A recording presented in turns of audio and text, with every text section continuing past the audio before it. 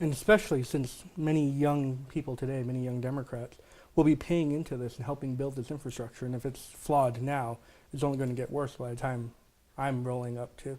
You know, that's a very important point that you make, Taylor, is that millennials or young people really need to think about, and because we millennials, I think of you in a positive way, but it's about disruption, right? Uber is about disrupting the status quo. New technologies are about disrupting the way in which we do that. Well, government in particular, the federal government, is a pattern and practice environment. It doesn't deal with change and positive disruptive technologies or shifts in how they do things. Millennials have a very significant role, and I think you're going to ask me about that later. We're going to talk about it more. They have a very significant role to play in adjusting how we respond to our citizens and how we develop and identify our priorities and our resources, so they really are getting to the places that make a difference for all of it, all of us, not just some of us. Definitely. Well, great. Well, on that, so we're seeing more and more of our most talented, brightest young people leaving New Mexico to find jobs elsewhere because the market here is shaky. We're the only state losing population in the country. Exactly.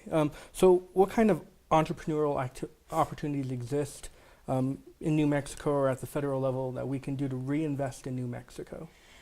Well, I want to be acknowledged that we have a significant challenge because our mainstay resources are diminished. So oil and gas, federal defense investments, and that's really created kind of a tailspin. However, all of our neighboring states who are high defense states or high energy states, they've reinvented and reinvested, so their economies are blossoming as they are around the country. So New Mexico is one of maybe 2 states that are really left behind in the entire country.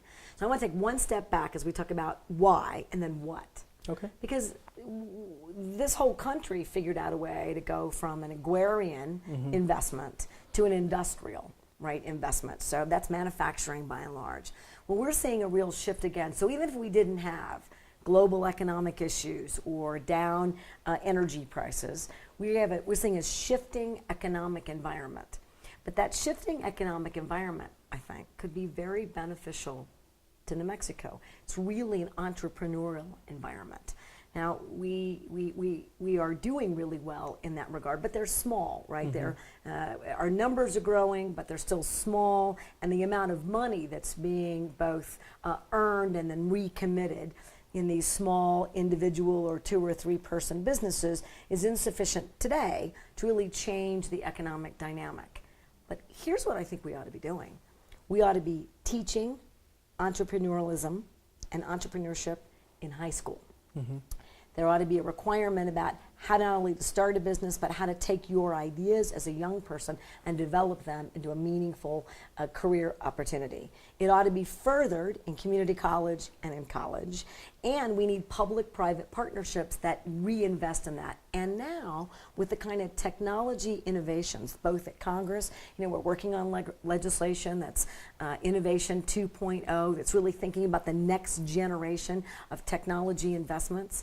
New Mexico, with 2 national labs, is really well suited. So we're seeing a higher than national average small company entrepreneurs develop on their own, and we have huge technology aspects. So I think if we marry those together, and here's something I'm doing directly, why don't we have in federal law a contract requirement that, as an example, Sandia National Labs must invest not just in tech transfer, but the success of a business opportunity that's lasting here.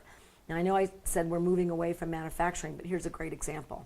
So a widget that Sandia Labs has to have for one of their national security efforts, they make that in Kansas. Why are they making that in Kansas? Why aren't we making it in New Mexico? Now we're going to take that to the 2.0. Why aren't we having those relationships so that we have those business and innovation opportunities right here? And I think that can really make a difference. And you're seeing some of it. Fat Pipe, ABQID. I think, and with the micro lenders, there's some really ripe opportunities to shift that. So millennials can decide to do what they love, to do what they're good at and to do it right here so that you're not dependent on a large company recruiting you. Because I don't think that's going to come back in the same way.